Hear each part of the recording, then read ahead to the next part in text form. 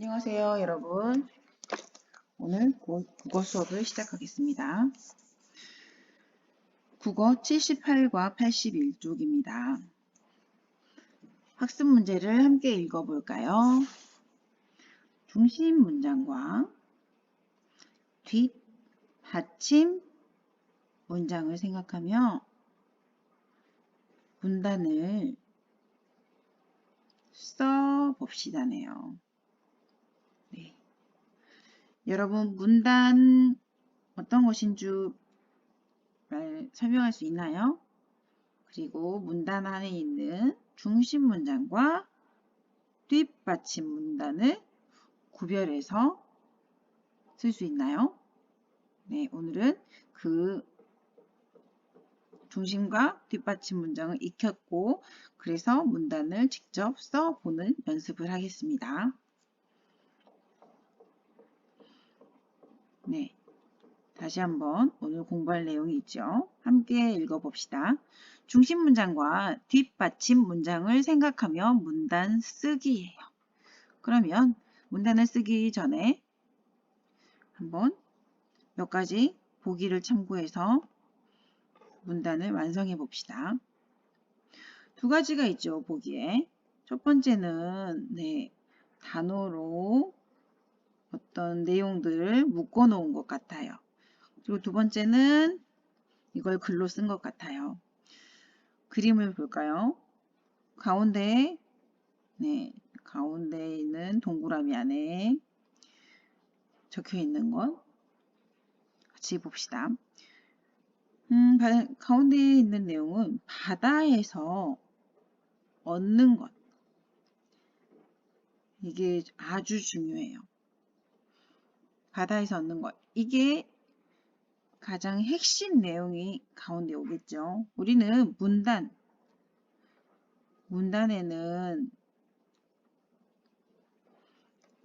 여기 안에는 하나의 생각인 거예요. 이 안에 하나의 생각이 있는 거예요. 가장 내가 알리고 싶은, 내가 설명하고 싶은 하나의 생각이에요. 근데 이 하나의 생각을 표현할 때 하나의 문장으로 하는 게 아니라 그렇죠. 그 하나의 생각을 잘 드러내는 중심 문장. 이것과 가장 잘 표현하는 중심 문장. 이게 꼭 있어야 되고 그 아래에 이 중심 문장을 가지고 더 구체적으로 설명해주는 더 알기 쉽게 설명해주는 뒷받침 문장들이 있는 거예요. 뒷받침해주는 구체적 이런 것들은 구체적인 예를 들어주겠죠. 뒷받침 예를 들어주는 것. 그럼 한번 봅시다. 여기서 말하고자 하는 내용은 바다에서 얻는 것 말하고 싶어요. 그래서 그럼 구체적으로 바다에서 얻는 것이 무엇이냐? 여러분 많이 있죠. 여러분 바다에서 얻는 것. 우리가 먹는 것도 많이 있고 거기에서 얻는 어떤 경험들도 많았죠. 여기서는 그 중에서 세 가지를 든 거예요.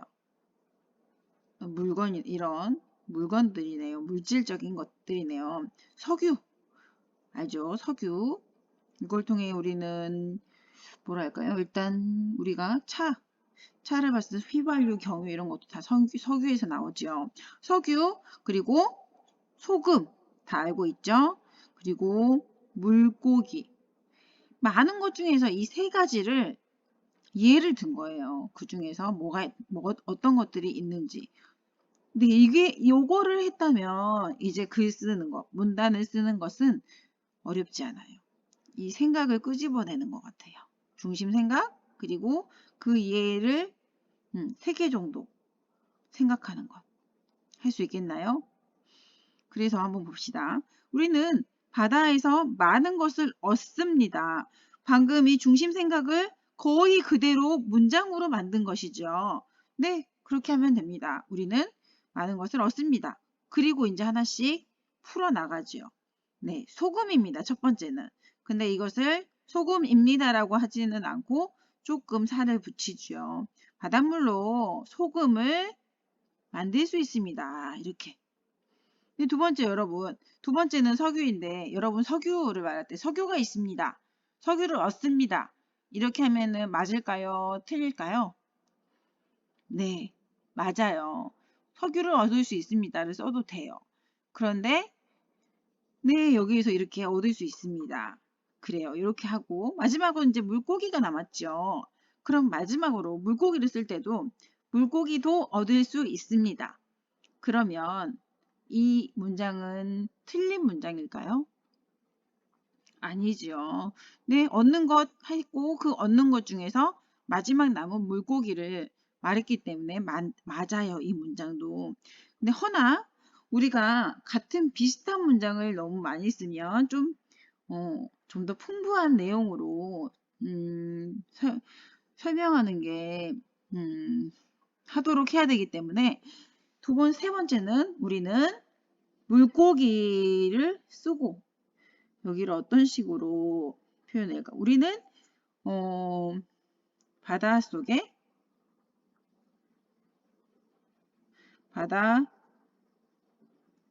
바다에서로 할게요. 잠깐만요. 잠시만요. 네, 한번 지울게요.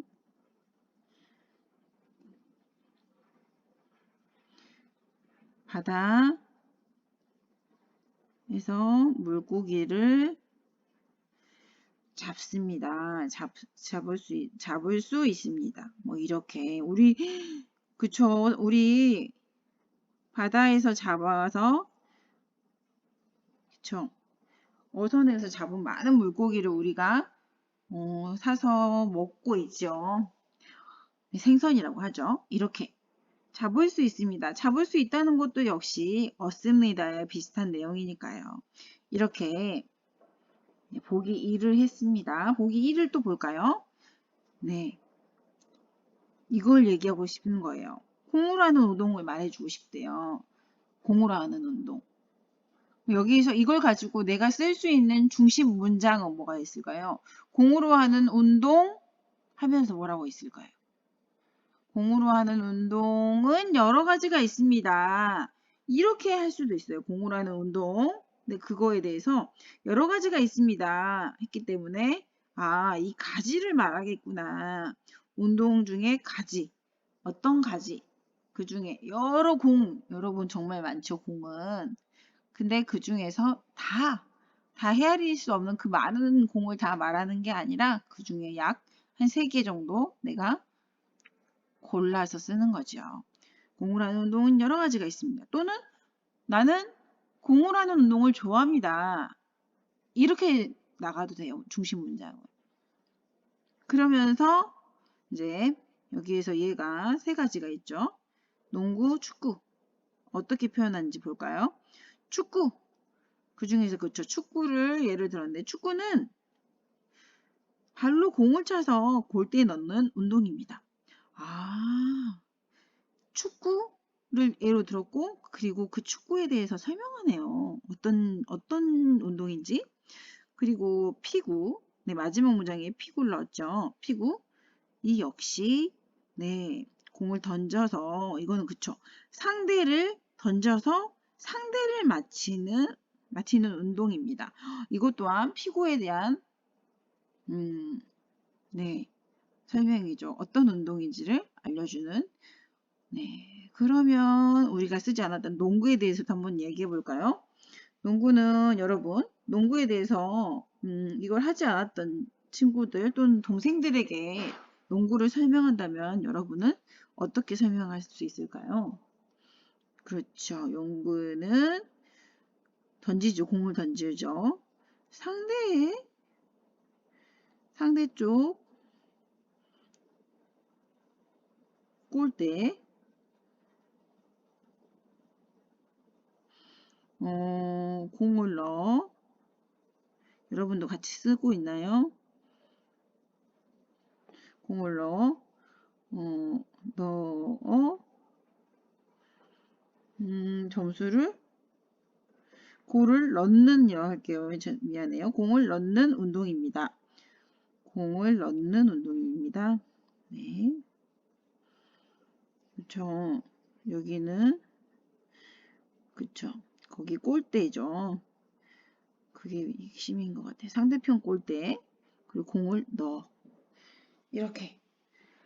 여러분 조금 이 두 개 보기를 통해서 감이 잡히시나요? 그러면 이제 2번을 해봅시다. 무엇에 대해 글을 쓸지 생각해 봅시다. 네, 이게 시작이에요. 이 무엇에 대해서에 대해서 이렇게 보세요. 여기도 이렇게 있죠. 보세요. 이거는 뭐인 것 같아요? 여기 보니까 이 친구는 자석을 설명하고 싶은 것 같아요. 자석. 그리고 자석을 하면서 그쵸. 이 자석에서 여기 보세요. 하나, 얘가 둘, 세 가지. 이걸 떠올리고 있죠. 자석, 여러 가지 자석, 뭐 여러 가지. 이게 선생님이 글씨가 좀 반응이 느려서 여러 가지 자석. 그리고 이렇게 세 가지를 떠올렸죠. 이거는 말발굽 자석, 그 다음에 원형 자석, 막대 자석. 그리고 여기도 보세요. 이거는 이게 가장 얘네들의 공통점은 네, 곤충인 것 같아요. 곤충을 하고 싶고, 그러니까 이 친구는 중심, 네, 곤충이에요. 여러 가지 곤충. 그리고 그래서 얘가 이런 식으로 생각할 수 있겠죠? 여러분, 자석을 하든 곤충을 하든 이대로 같이 같은 주제를 해도 되고, 이 마지막 더 생각해서 내가 하고 싶은 주제를 생각해 보세요. 그렇죠? 무엇에 대해. 이게 중심 생각입니다. 글을 쓸지 생각해 봅시다. 다 적었나요? 그러면 여러분 여기에다가 아까 이렇게 바다에서 얻는 것, 공을 하는 운동 이렇게 했듯이 그 핵심 내용을 여기 적어주세요. 꼭 적으세요. 그리고 혹시 이 3번에 대해서 결정을 하기 어떤 걸 고르기 힘들다면 음, 이렇게 네 이제 이렇게 좀 더 구체적으로 찾아봐야겠죠. 선생님은 무엇에 대해 할 때 직업을 한번 해볼게요. 직업. 우리가 여러 가지 직업이 있죠. 여러분 꿈을 정할 때 그 직업도 많이 살펴봐야겠죠. 선생님은 다양한 직업을 할게요.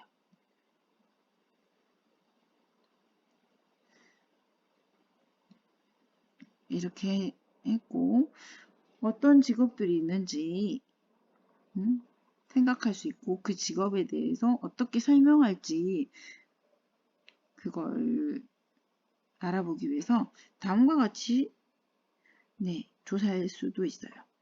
친구들 지금 뭐 하나요? 네, 도서관에서 책을 보고 있네요. 이렇게 고르고 있고 그리고 이 친구는 네, 인터넷에서 어떤 걸 검색하는 것 같아요. 마지막으로 이렇게 직접 네, 주변 분들에게 아실 분들에게 이렇게 물어봐서 알아볼 수도 있겠죠. 그러면 네, 다 같이 읽어볼까요? 자신이 쓸 내용을 생각 그물로 정리해 봅시다. 이게 생각 그물이에요. 앞으로도 이렇게 정리하는 모습이 보일 거예요. 그래서 이게 생각 그물이라는 거. 내 생각을 다 쓰지 않고 가장 중요한 핵심 단어 내용을 이렇게 먼저 적어 놓는다는 거예요. 굉장히 중요하겠죠. 쓸 내용. 앞에서 보기 내용을 살펴봤죠. 쓸래요. 선생님 같은 경우는 여기에 그러면 다양한 직업 이걸 쓰고 싶고 이게 핵심이에요. 그 직업 중에서 어떤 것이 있냐 했을 때 선생님은 경찰관 그리고 선생님 그리고 요리사 그리고 건축가 이렇게 생각 구문을 여러분도 완성을 하세요. 아주 중요한 겁니다. 그리고 중심 문장 예. 그 중에서 이제 정했기 때문에 이제 하나씩 하는 거죠. 중심 문장 핵심 그걸 어떻게 쓸지 다양한 직업 어떻게 쓸지 이거에 대해서 그리고 이제 중심 문장과 나머지 네 가지가 있었죠. 뒷받침 문장 해서 한 문장으로 문단으로 그리고 여러분 여기서는 친구들이 쓴 문단 잘 썼는지 알아봅시다 했는데 지금 집에서 공부하는 친구들이기 때문에 이거는 친구들 것이 아니라 내 거. 내가 쓴 문단을 읽고 이렇게 평가해서 자기 거에 대한 평가 내용을 표시하면 됩니다. 이렇게요. 좀 더. 그리고 중심 문장. 여기에서 이 도우미 친구들이 말해주고 있죠. 문단에서 가장 중요한 내용을 그쵸 중심 문장으로 꼭 그 내용이 들어가야 됩니다. 그리고 뒷받침 문장은 예를 들 수 있는 거예요. 문단에서 가장 중요한 문장. 이따 평가할 때도 이런 걸 내 거를 보면서 이런 내용대로 돼 있는지 평가를 잘 해주시기 바랍니다. 중심 문장 쓰는 방법. 당연히 내 단어가 아니라 이제는 완전한 문장으로 써야 되고 그치 이해하기 쉬운 방법으로 그치 중심 생각 그 다음에 물론 알맞은 낱말 그쵸 그러면 네 선생님이 쓴 중심 문장은 이것입니다. 다양한 직업이라고 했죠. 그리고 거기에 그냥 이렇게 우리 주변에는 이렇게라고 문장을 적었어요. 살짝 네 그리고 그 중심 문장은 완성이 됐죠. 뒷받침 문장을 넣어야 돼요. 선생님은 네 가지 예를 적었죠. 그 하나하나의 예를 어떻게 완성해서 표현했는지 이렇게 했어요. 이게 중심 문장. 그리고 경찰관, 선생님, 요리사, 건축가. 그쵸? 이렇게 아까 생각 구물에서 썼던 그 내용을 가지고 조금 이제 구체적으로 내용을 완성했죠.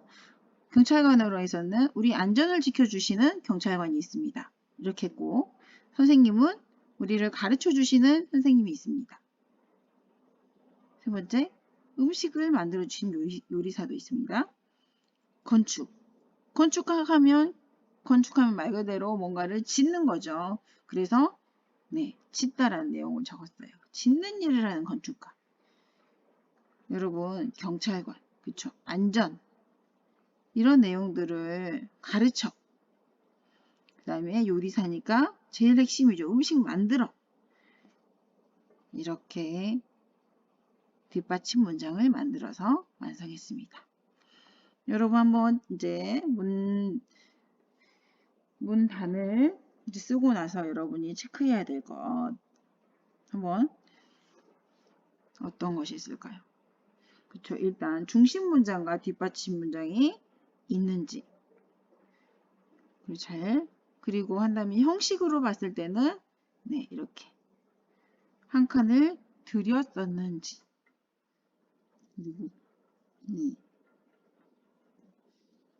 그렇죠. 생각이 잘 드러나게 중심 문장을 썼다. 생각이 드러나야 돼요. 이 쓰는 사람의 그 내용 하나의 생각이 잘 드러나게. 그리고 그쵸. 뒷받침 문장은 덧붙여 설명 또는 예 들었는지 이것도 네 아주 중요하죠. 그리고 네 항상 이거는 살펴봐야지요. 글씨를 바르게 썼다. 그렇게 해서 어디 여러분 다 매우 잘함인가요? 보통인 것도 있나요? 네. 그럼 오늘 수업을 마치도록 하겠습니다. 감사합니다.